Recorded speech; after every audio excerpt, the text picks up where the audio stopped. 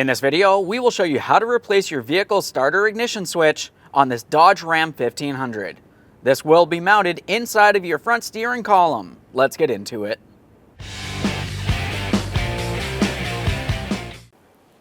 On the driver's side of the engine compartment, we're going to locate the battery and disconnect the negative battery terminal. To disconnect the negative battery terminal, we'll be focusing on the 13mm nut. For this, you need to only loosen it enough that you can take hold of the terminal end, give it a wiggle, and remove it from the battery.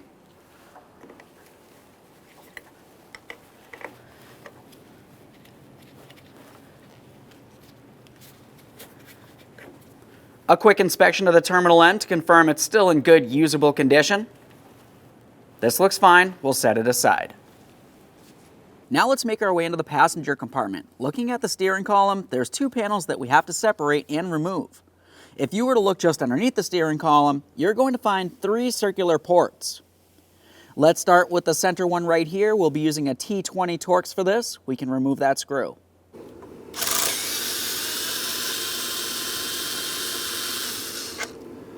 There's that screw.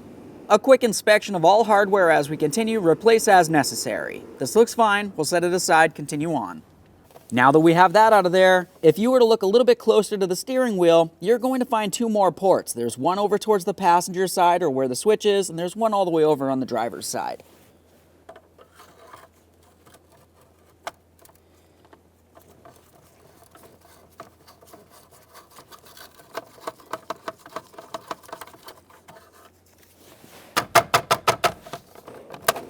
That one, the screw seems like it's stuck in there, but at least it did separate.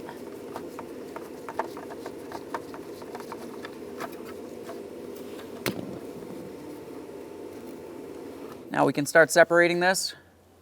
You can see the ports where my screws were. A quick inspection and we'll set this aside. Go ahead and remove the upper housing as well. There's that housing. Quick inspection, just like before. Go ahead and set that aside. Now with that out of the way, we have a clear view of our starter ignition switch and our ignition cylinder. We're going to dislodge this entire thing. For this, you're going to find that you have three T20 Torx screws that you have to remove, but they're tamper-proof. So in the center of that Torx head screw, it's going to have a small locating tab. So you can't use a regular Torx bit, you need to have a specialty tool. Keep in mind there is two wiring harnesses that you will have to disconnect before we can fully remove this from the steering column. Got one down here.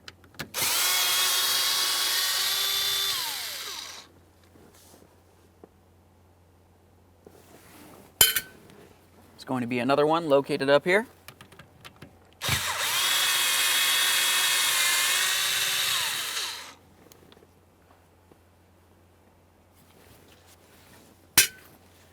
And our next one's located up in this upper corner.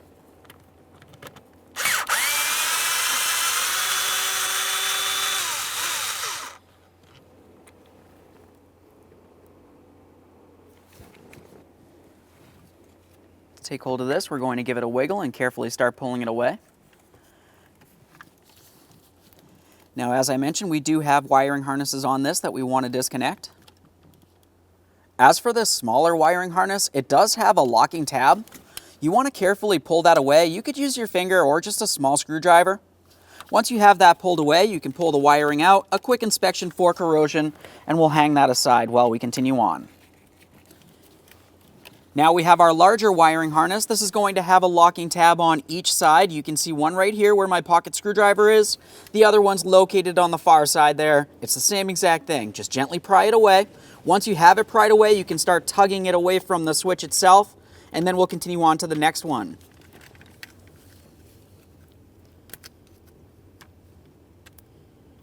Okay. Quick inspection for corrosion, just like always. And now we can start removing the ignition cylinder from that switch. Now we've brought this over to the bench so we can have a close look at a couple things before we start removing that ignition lock cylinder. The first thing we want to do is have a look along the back side of each of the switches. We have the original one here and the brand new one. Two areas that we want to pay attention to here would be this locating tab. You can see that it's in a different position than the original. We also have this one right along here, once again in a different position. Once it gets to be time for installation, we want to make sure that we have the new one in the same exact location as the original here. So we'll just take quick note of that. And now we can continue on. We'll set the new one aside temporarily and continue with the original. As far as the original, we're going to remove the ignition cylinder now. For that, you want to have your original key, and we'll slide it right in there. Now with that in, go ahead and pay attention up along this area. This is going to be the release tab to be able to pull out the ignition lock cylinder. But nothing's going to happen right now until you go ahead and turn this key. Let's watch that right there. And see that starting to move. And now I can depress this. It presses down quite a bit. But we still can't pull this out. You want to continue turning this clockwise.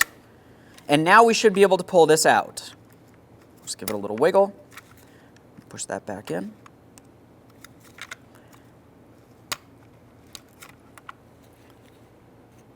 Here's our ignition lock cylinder. You want to give it a thorough inspection. Make sure it doesn't look like it's damaged in any way. If you can see any chips on it or it looks like something's broken, you definitely want to replace this. Ours looks fine, so we can set this aside. Now that we have the lock cylinder out of the ignition switch, let's just have a look along the backside in comparison to our brand new one here. As you can see, both of those tabs are perfectly aligned. Now, assuming that it is aligned as it should be, we can go ahead and dispose of this properly, and we'll continue on with the brand new one. Now, as far as the new switch, we can get the lock cylinder in place. When we bring this in, we want to make sure we have that small tab that we had to depress facing in the same direction. So looking at the new switch, we can see that that's right there. So we'll just go ahead and start putting this in. Should slide right in. Continuing on from there, you just want to switch this in one direction towards the other several times.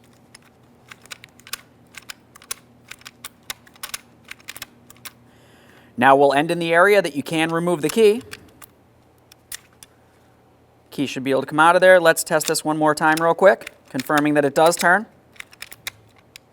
Remove that key. And now have a quick look along the back side. Everything should be in the same exact position as when we had to remove the original switch with the cylinder still in place. You can see that this tab is still facing straight up on the bench here, the way we had it, and this tab's where it needs to be as well. Before we get this over to the vehicle, it's a good idea to add a little bit of lubricant on the end of each one of these tabs. I'm just going to use some high temperature lubricant. It's what I have. Pretty much any type of lubricant will work.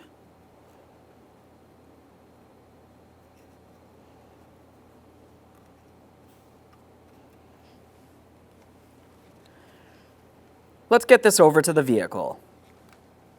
Now that we have that lubed, let's just have a quick look at how all this works once we do put the key in and attempt to turn it.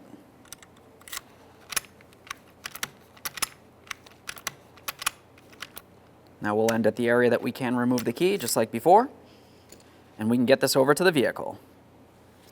Now we're back at the vehicle. Let's start attaching this to the wiring harnesses. We're going to start with the larger wiring harness here. We'll align it, press it in, listen for a click from each one of the two locking tabs. I got 1, 2, and a tug to confirm it's properly secured. Now it's time for the smaller wiring harness. We'll just rotate this as necessary so we can gain access. Goes right in there. That's going to go right in the side here. Once again, align it, press it in, listen for a click.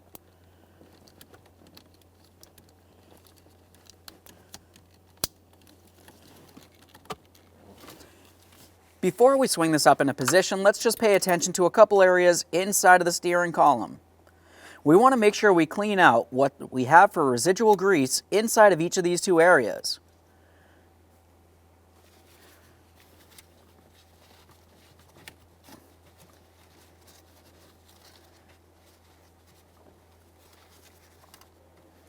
Now, if there's a little bit in there still, that's okay, as long as it doesn't have any miscellaneous debris as well.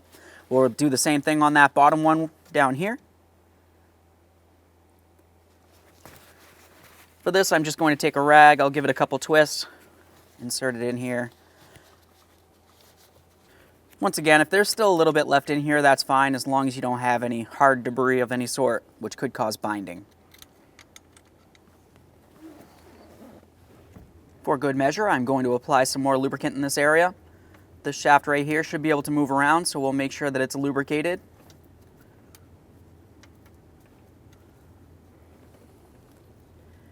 Make our way into the next port, all the way down inside there. Everything's lubricated. The next thing we're going to do is start bringing this up into position. Before we do so, we're looking at this area right here. You can see that this does move around. We want to try to have it so it's approximately centered right in this area. That way there it can align with this tab, the smaller tab, on the new ignition switch. If this isn't aligned because you have this pushed too far in one direction and the tab's sitting here rather than inside the port, you're going to find that you have an issue with starting the vehicle. Also, down here we have that larger tab. This one has that keyway on it. That's going to slide directly in here. There really isn't too much to pay attention to on that, in exception of the fact that whether or not you have this in the same original position as when we had removed it, but we already set this when we were still at the bench. So let's start bringing this up, and we're really just paying attention to this area here as we bring it in, making sure it's aligned. We can move this as necessary.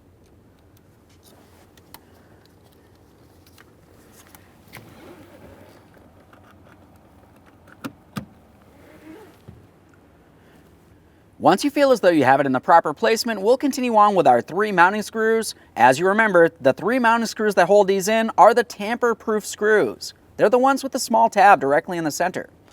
For each of these, we're just going to carefully start them in by hand. We want to make sure that they're not cross-threaded into the wrong position. And of course, you do want to start all of them in before you fully tighten any of them.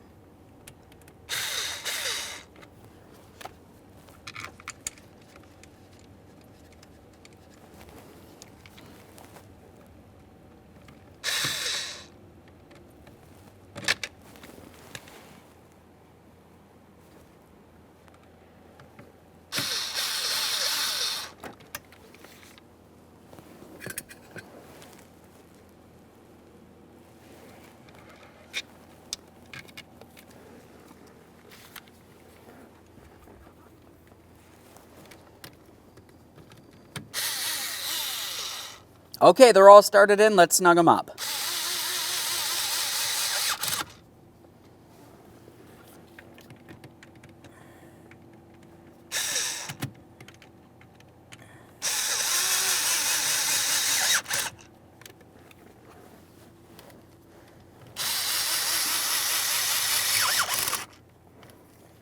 Once you have all 3 of those screws tightened, go ahead and torque those to 26 inch-pounds.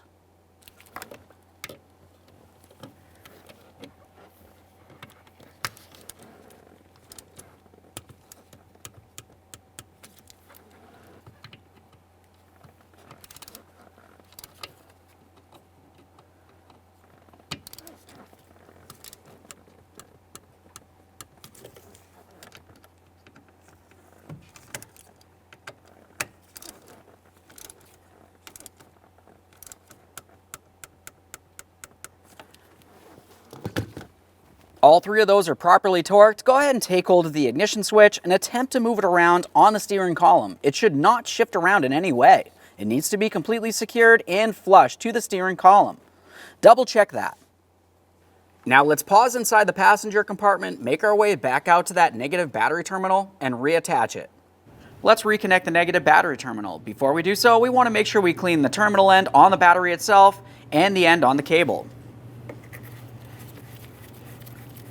Just using a battery terminal cleaner here.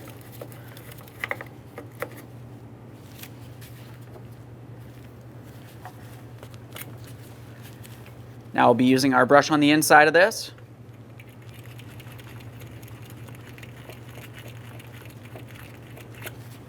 This will make sure that we have great contact to that battery. Let's go ahead and press this all the way down there as far as possible. Continuing with our 13 millimeter, we're going to tighten that mounting nut.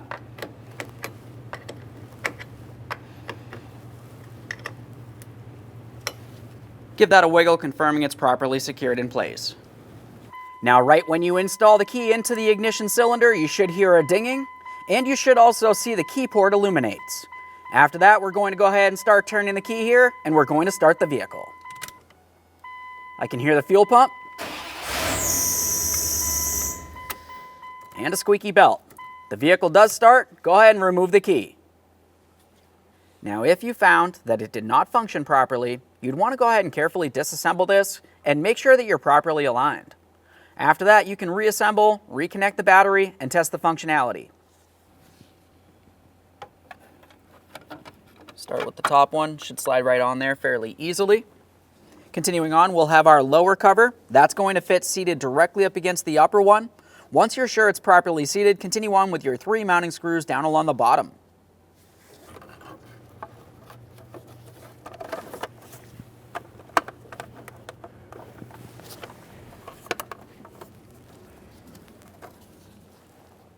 There's a little screw here.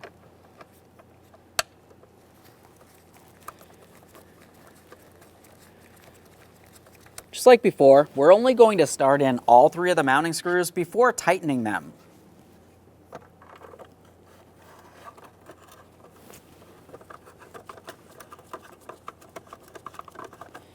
can see this area getting close.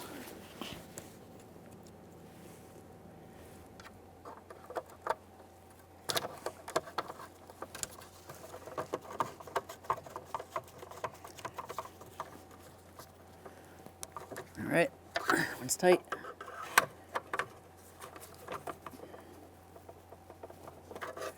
That one's tight.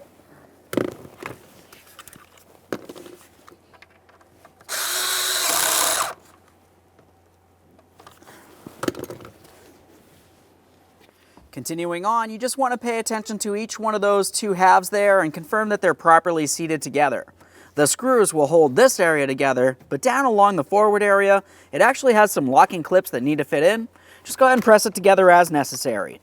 Double check, make sure that's secured in place. Okay friend, we finished the installation of our ignition switch, and we've tested the functionality. Thanks for watching. When only the best will do, demand TRQ. The only company that lets you view before you do. TRQ is committed to offering the highest quality aftermarket auto parts that are engineered for peace of mind. Thanks for using and viewing with TRQ.